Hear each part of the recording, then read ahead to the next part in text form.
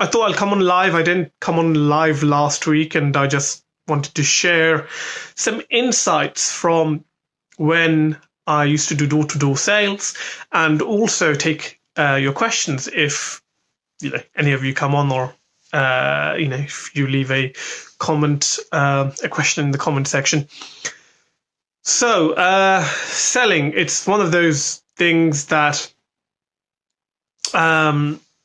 people have different conceptions of selling. I'm going to take my glasses off because I don't like seeing this reflection. Selling has become such a dirty word, but really selling, when you're doing it properly, you are serving someone. If you have the right intentions and you go out and you sell a package and you deliver results for a client, you're actually serving them. You are improving their lives. You are improving the lives of their families.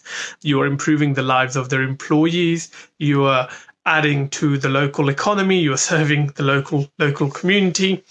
It's only when you sell something that you can't deliver, or you sell something unethically, that's when it becomes, I suppose, the dirty word. So many years ago, I used to work for this door-to-door sales company, and we used to go around and we used to sell broadband. So we didn't sell broadband. We gave away broadband if somebody took up our calls package, if you like.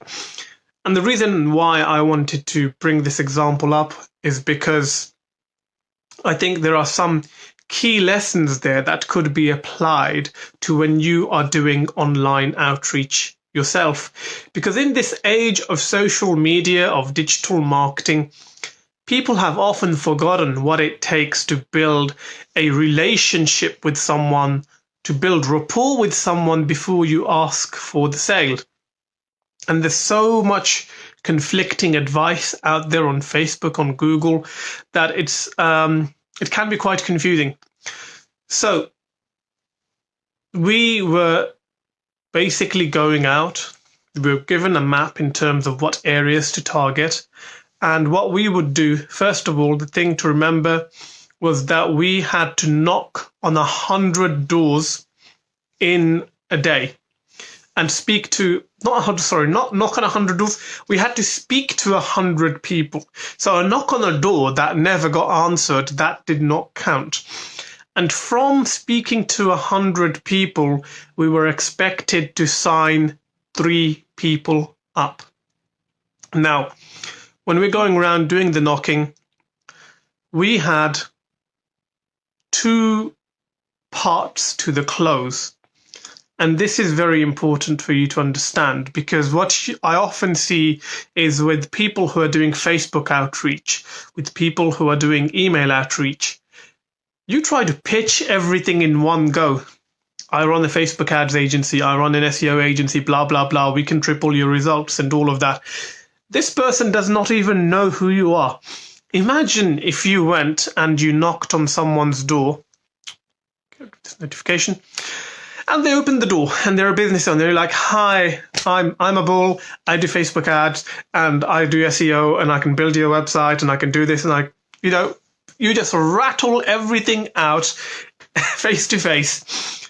They would probably just close the door on you because that's just not how it works. So this is not how we did door-to-door selling. So for those of you who have joined just now, what we are talking about is basically applying the principles of real life, face-to-face, door-to-door selling, and how we can apply those principles to our online outreach, to email marketing, to sending DMs on LinkedIn or Facebook, because the art of relationship marketing has been lost by a lot of these silly courses and advice that you see online. Anyway, coming back on point, we had to speak to 100 people. We had to close 3 people. Now, there were 2 parts to the close. The first close was to actually get in somebody's house, because you are not going to get them to sign up. We had papers to fill in. You're not going to have people give you their card details and all of that and their bank details at the door. The first close for you is, how do I get my foot through the door? Literally, we always hear about getting your foot through the door, but as door-to-door salesmen, this is exactly what we had to do.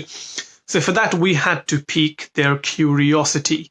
We had to get them to respond to what we were saying.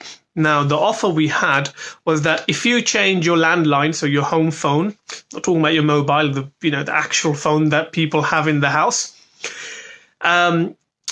if you changed it to our company, you would get free internet. Now, free internet is not a big thing now, but like about over 10 years ago, free internet was a big thing. So that was our hook. So we'd knock on the door, someone would open the door, like, hi, I'm from this company. For those of you who are in the UK, it was TalkTalk, which is the largest broadband provider in the UK right now. So, have you got your free broadband yet? That was the first question that we would ask. Now, every morning before we went out on the field, we would practice pitching each other. And we had different openers that we would try on different days. So when you ask someone, have you got... now, a lot of people will open the door and they'll say, not interested to that. But the people who are interested in saving money, they'll be like, hold on, what free broadband? And that gives you an opening to ask them more questions. Oh, you haven't heard about your free broadband? Who currently provides your internet and your phone line rental? And they'll be like, well, it's with BT, which is British Telecom, which is the main company here, or was the state-run company. And we'd ask them, well, how much do you think you're paying? So again, just kind of qualifying them, asking them questions after they showed some interest. And they're like, I don't know, I spend like, 50 or 60 pounds a month. And then we'd be like, what? It should be half that because you should not be paying anything for your broadband. And again, because obviously you're giving them that reaction, you're getting them to think that, hold on, this is a pattern interrupt, which is an NLP technique. Once you've got into the conversation, they'd be like, okay, I can save money. I'm spending more than I should be spending. I want to find out more. And it is at that point, we would say something like, do you have a couple of bills that we could look at so we can work out how much you could save?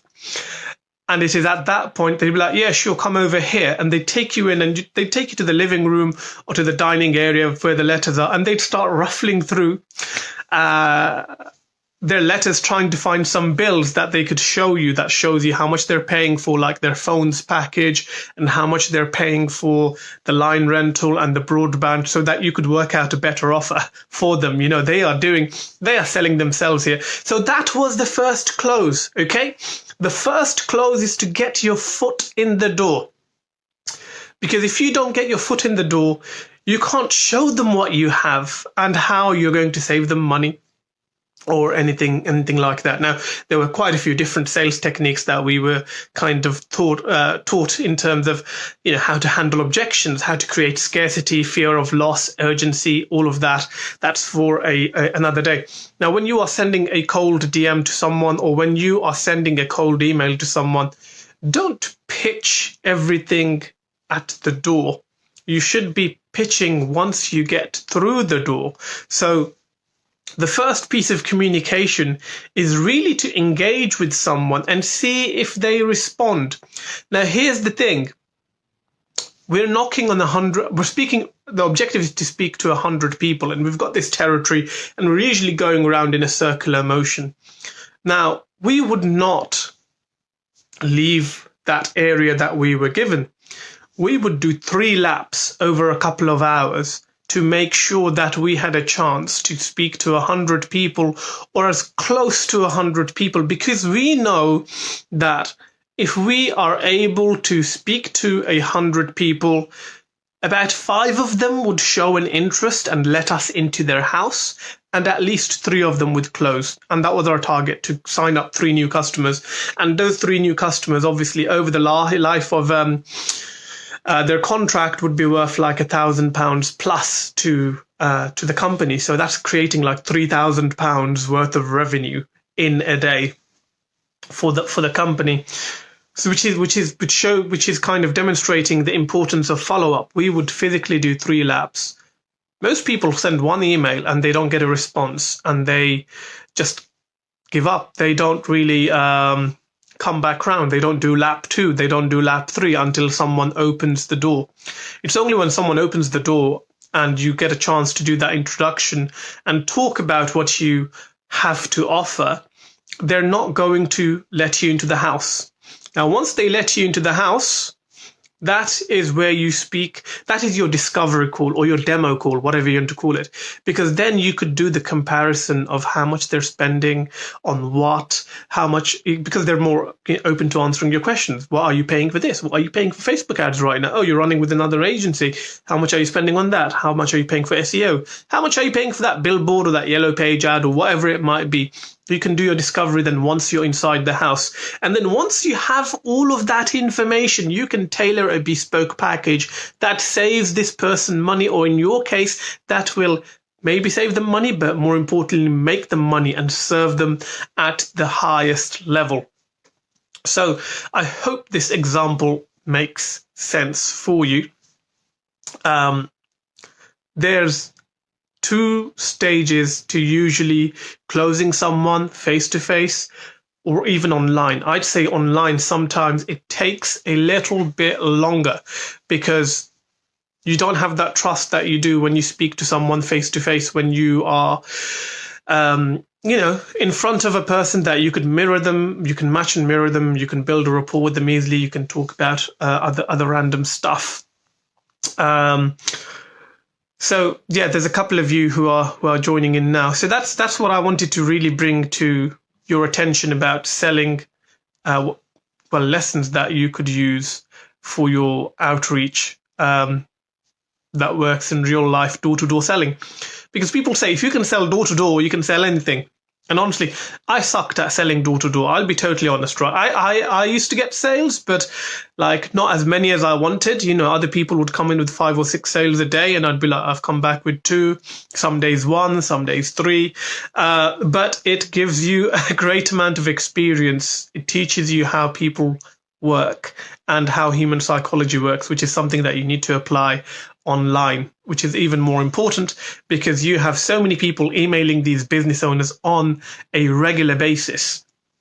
You will not be the first digital marketing agency, the first social media marketing agency, the first SEO agency, web design agency, whatever you want to call yourself, to be pitching these people. Now, the moment you start copying and pasting scripts from the internet in the emails that you are sending, you're losing, because people have a habit of subconsciously filtering through emails, right? We don't even read stuff. We read 2 lines, delete, 2 lines, delete. And if your email reads like everybody else's email, like all of these YouTube gurus or whoever you want to call them are telling you to do it, and they're providing you with a script, they're setting you up to fail. And then here's the thing. After a couple of people report that email as junk, the email filters start recognizing patterns, and before your email even lands in somebody's inbox, it will be flagged as junk because of the email service providers recognizing these common phrases and common words that are used there. Now, there's